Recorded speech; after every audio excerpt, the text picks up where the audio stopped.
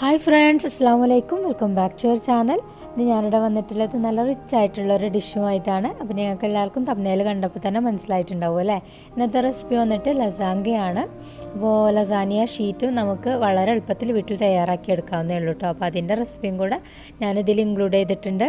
പിന്നെ ഇനിയിപ്പോൾ lasagne sheet അന്വേഷിച്ച് നടക്കേണ്ട ഒരു ആവശ്യമില്ല. അപ്പോൾ എല്ലാവരും വീഡിയോ ഫുള്ളായിട്ട് കാണാം. അപ്പോൾ ഇതെങ്ങനെ ഉണ്ടാക്കുന്നത് നോക്കാം. അപ്പോൾ ആദ്യം തന്നെ നമ്മൾ ലസാനിയ ഷീറ്റിനുള്ള ഡോ റെഡിയാക്കി എടുക്കുകയാണ് ചെയ്യുന്നത്. അതിന് വേണ്ടിയിട്ട് ഞാനിവിടെ ഒരു ബൗൾ എടുത്തിട്ടുണ്ട്. അതിലോട്ട് 1 കപ്പ് മൈദപ്പൊടി ഇട്ട് കൊടുക്കണം. പിന്നീട് അതിലോട്ട് ആവശ്യത്തിനുള്ള ഉപ്പും കൂടെ ചേർത്തിട്ട് നന്നാക്കി ഒന്ന് മിക്സാക്കി കൊടുക്കുക. പിന്നെ അതിലോട്ട് 2 ടീസ്പൂണ് ഓയിൽ ഒഴിച്ച് കൊടുക്കണം. എന്നിട്ട് കൈ വെച്ചിട്ട് അതൊന്ന് ആ പൊടിയുടെ എല്ലാ ഭാഗത്തേക്കും ആകുന്ന രീതിയിൽ ഒന്ന് നന്നായിട്ടൊന്ന് കൈ വെച്ചിട്ട് മിക്സാക്കി കൊടുക്കുക. അതിലോട്ട് സാധാരണ നോർമൽ വാട്ടർ ഉപയോഗിച്ചിട്ട് നമുക്ക് നല്ല സോഫ്റ്റ് ആയിട്ടുള്ളൊരു ഡോ റെഡിയാക്കി എടുക്കണം.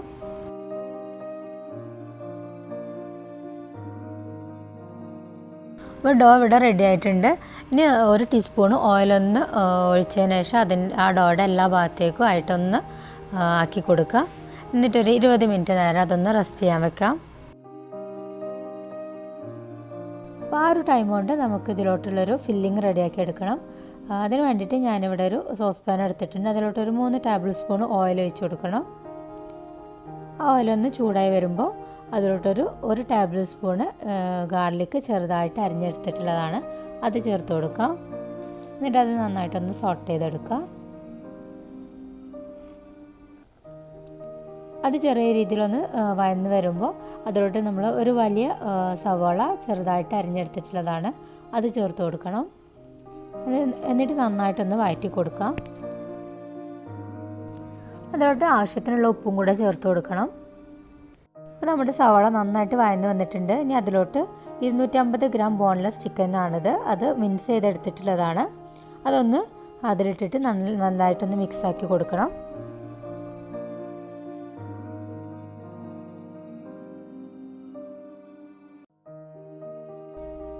ഇനി അതിലോട്ട് 1.5 ടീസ്പൂണ് ക്രഷ് ചെയ്തെടുത്തിട്ടുള്ള വറ്റൽമുളകാണ്, അത് ചേർത്ത് കൊടുക്കണം. പിന്നീട് ഒരു 1/2 ടീസ്പൂണ് ഒറിഗാനോ ചേർത്ത് കൊടുക്കാം. എന്നിട്ട് എല്ലാം കൂടെ നന്നായിട്ടൊന്ന് മിക്സാക്കി കൊടുക്കുക. ഇതിലോട്ട് ഒരു കപ്പിനടുത്തായിട്ട് ടൊമാറ്റോ പ്യൂരിയാണ് ചേർത്ത് കൊടുക്കേണ്ടത്. ടൊമാറ്റോ പ്യൂരി അങ്ങനെ ഉണ്ടാക്കേണ്ടതെന്ന് എല്ലാവർക്കും അറിയാമല്ലോ. നമ്മൾ ടൊമാറ്റോ ഒരു 5 ടൊമാറ്റോ എടുത്തിട്ടുണ്ട് ഞാൻ. അത് വേവിച്ചെടുത്തിട്ട് അതിൻ്റെ സ്കിന്ന് കളഞ്ഞിട്ട് അരച്ചെടുത്തിട്ടുള്ളതാണ്. ഇനി അത് അടച്ചു വെച്ച് ചിക്കൻ വേവുന്നവരെ നമുക്ക് വെയിറ്റ് ചെയ്യണം. ഇടയ്ക്കത് തുറന്നിട്ട് ഇളക്കി കൊടുക്കാൻ മറക്കരുത് കേട്ടോ.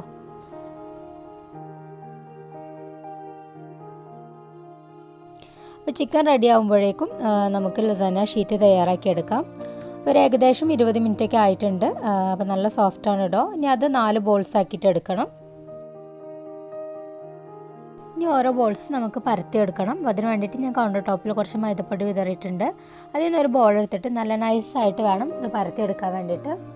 പിന്നെ ഈ ഒരു ലസാങ്ക ഞാൻ ഇവിടെ ഉണ്ടാക്കുന്നത് ഓവണൊന്നും യൂസ് ചെയ്യാതെയാണ്. നമ്മൾ സാധാ സ്റ്റൗ ടോപ്പിൽ വെച്ചിട്ടാണ് കേട്ടോ ഇത് ഉണ്ടാക്കുന്നത്. സാധാരണ നമ്മുടെ നോർമൽ സോസ് പാൻ യൂസ് ചെയ്തിട്ടാണ് ഇത് ഉണ്ടാക്കുന്നത്. അപ്പോൾ ആർക്കും ഇത് ഉണ്ടാക്കാം. ഓവൻ്റെയോ കുക്കറിൻ്റെയോ ഒന്നും ആവശ്യമില്ല. അപ്പോൾ ഞാനിവിടെ എടുക്കുന്നത് ഈ ഒരു പാനാണ്. അപ്പോൾ ഈ ഒരു പാനിന് കണക്കാക്കിയിട്ടാണ് ഞാനിവിടെ ഇത് പരത്തിയെടുക്കുന്നത്. പിന്നെ ഇത് പരത്തുമ്പോൾ ശ്രദ്ധിക്കേണ്ടത് നല്ല നൈസായിട്ട് വേണം ഇത് പരത്തിയെടുക്കാൻ വേണ്ടിയിട്ട്. അപ്പോൾ ഇതുപോലെ തന്നെ ബാക്കിയുള്ള 3 ബോൾസ് നമുക്കിനി പരത്തിയെടുക്കാം. അപ്പോൾ ഇവിടെ 4 ഷീറ്റും പരത്തിയെടുത്ത് കഴിഞ്ഞിട്ടുണ്ട്. ഇനി ഇതൊരു പേപ്പറിലോ അല്ലെങ്കിൽ ഒരു വയർ റാക്കിലോ അല്ലാന്നുണ്ടെങ്കിൽ തുണിയിലോ എന്തെങ്കിലും ഒന്ന് വിരിച്ചിടണം. അത് എന്നിട്ട് ഒരു 15 to 20 മിനിറ്റ് നേരം ഫാനിൻ്റെ താഴെ ഒന്ന് വെക്കണം കേട്ടോ. അതെന്തിനാണെന്ന് വെച്ചാൽ ഇത് ഈ ഷീറ്റ് ഒന്ന് ഡ്രൈ ആയിട്ട് വേണം നമുക്ക് കിട്ടാൻ വേണ്ടിയിട്ട്. അതിന് വേണ്ടിയിട്ടാണ് ഞാനൊന്ന് ഫാനിൻ്റെ താഴെ വെക്കട്ടെ. അപ്പോൾ നമ്മുടെ ചിക്കനെല്ലാം ഇവിടെ വെന്തിട്ടുണ്ട് കേട്ടോ. അപ്പോൾ ഇനി ഇത് നന്നായിട്ട് ഇളക്കി കൊടുത്തതിന് ശേഷം നമുക്ക് ഫ്ലെയിം ഓഫ് ചെയ്യാം. പിന്നെ ഈ ചിക്കൻ ഫില്ലിങ് കുറച്ച് ജ്യൂസി ആയിട്ടാണ് നമുക്ക് വേണ്ടത്. ഇനി അടുത്തതായിട്ട് നമുക്ക് വൈറ്റ് സോസ് ഉണ്ടാക്കിയെടുക്കണം. അതിന് വേണ്ടിയിട്ട് ഞാനിവിടെ ഒരു പാൻ വെച്ചിട്ടുണ്ട്. അത് ചൂടായതിനു ശേഷം അതിലോട്ടൊരു 3 ടേബിൾ സ്പൂണ് ബട്ടർ ആഡ് ചെയ്ത് കൊടുക്കണം. ബട്ടർ ഇല്ലാന്നുണ്ടെങ്കിൽ നിങ്ങൾക്ക് ഓയിൽ യൂസ് ചെയ്യാം. അപ്പോൾ ബട്ടർ ഒന്ന് മെൽറ്റായി വരുമ്പോൾ അതിലോട്ട് ഒരു 2 ടേബിൾ സ്പൂണ് മൈദപ്പൊടി ചേർത്ത് കൊടുക്കണം. എന്നിട്ട് അത് നന്നായിട്ടൊന്ന് ബട്ടറിലിട്ടിട്ടൊന്ന് ജസ്റ്റ് ഒന്ന് സോട്ട് ചെയ്തെടുക്കാം. ശേഷം അതിലോട്ട് 1.5 കപ്പ് പാലൊഴിച്ച് കൊടുക്കണം. എന്നിട്ടത് കട്ട കെട്ടാതെ നന്നായിട്ട് ഇളക്കി യോജിപ്പിച്ചെടുക്കുക.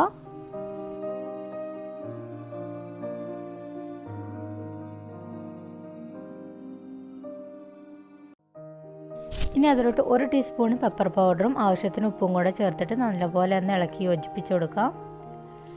എന്നിട്ട് ചെറിയൊരു തിക്ക് കൺസിസ്റ്റൻസി ആകുമ്പോൾ നമുക്കിനി ഫ്ലെയിം ഓഫ് ചെയ്യാം. അങ്ങനെ നമ്മുടെ വൈറ്റ് സോസും ഇവിടെ റെഡി ആയിട്ടുണ്ട് കേട്ടോ. നമുക്ക് ലസാങ്ക ഉണ്ടാക്കിയെടുക്കാൻ അതൊന്ന് സെറ്റ് ചെയ്തെടുക്കണം. അപ്പം അതിന് വേണ്ടിയിട്ട് ഞാനിവിടെ ഒരു പാൻ എടുത്തിട്ടുണ്ട്. നമ്മൾ ഏത് പാനിലാണ് ഉണ്ടാക്കുന്നത് ആ ഒരു പാൻ എടുക്കുക കേട്ടോ. അതിലോട്ട് നമ്മളൊരു 3 ടേബിൾ സ്പൂൺ ടൊമാറ്റോ പ്യൂരി ഒന്ന് സ്പ്രെഡ് ചെയ്ത് കൊടുക്കണം. ഇനി നമ്മൾ പരത്തി വെച്ചിട്ടുണ്ടായിരുന്ന ലസാന ഷീറ്റാണ് അതിൽ വെക്കേണ്ടത്. കണ്ടല്ലോ, ലസാന ഷീറ്റ് നല്ല നമ്മൾ കടയിൽ നിന്ന് മേടിക്കുന്ന അതേ കണക്കായിട്ടുണ്ട്. അത് നല്ല ഡ്രൈ ആയിട്ട് കിട്ടിയിട്ടുണ്ട് കേട്ടോ. അപ്പോൾ ഇനി അത് വെച്ച് കൊടുക്കാം.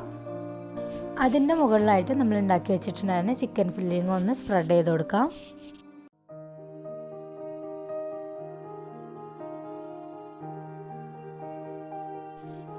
ഇനി അടുത്തതായിട്ട് ഇത് മൊസറല്ല ചീസും ചെഡാർ ചീസും കൂടെ മിക്സ് ചെയ്തെടുത്തിട്ടുള്ളതാണ്. അതൊന്ന് അതിൻ്റെ മുകളിലൊന്ന് ഇട്ട് കൊടുക്കാം. ചെഡാർ ചീസ് നിങ്ങൾക്ക് വേണമെങ്കിൽ സ്കിപ്പ് ചെയ്യാം. മൊസറല്ല ചീസ് മാത്രം ആയാലും മതി കേട്ടോ. ഉണ്ടെങ്കിൽ നിങ്ങൾക്ക് ആഡ് ചെയ്ത് കൊടുക്കാം. അടുത്തതായിട്ട് അതിൻ്റെ മുകളിൽ നമ്മൾ ഉണ്ടാക്കി വെച്ചിട്ടുണ്ടായിരുന്ന വൈറ്റ് സോസ് ഒന്ന് സ്പ്രെഡ് ചെയ്ത് കൊടുക്കാം എല്ലാ ഭാഗത്തേക്കും ആയിട്ട്.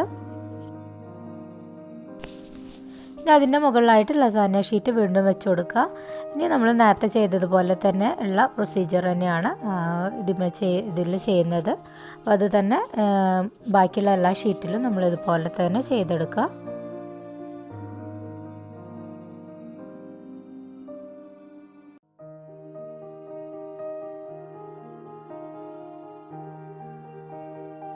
ഏറ്റവും ലാസ്റ്റായിട്ട് അതിന് മുകളിൽ 1 ടീസ്പൂണ് ക്രഷ് ചെയ്തെടുത്തിട്ടുള്ള റെഡ് ചില്ലിയും അതുപോലെ തന്നെ ഒരു 1/2 ടീസ്പൂണ് ഒറിഗാനോയും കൂടെ അതിന് മുകളിലായിട്ട് സ്പ്രെഡ് ചെയ്ത് കൊടുക്കണം.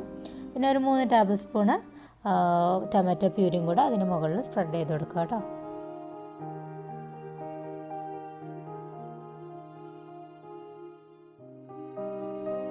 ഇനി ഒരു ഫോർക്ക് വെച്ചോ അല്ലെങ്കിൽ ടൂത്ത് പിക്കോ കത്തിയോ എന്തെങ്കിലും വെച്ചിട്ട് അതൊന്ന് ജസ്റ്റ് ഒന്ന് കുത്തി കൊടുക്കണം.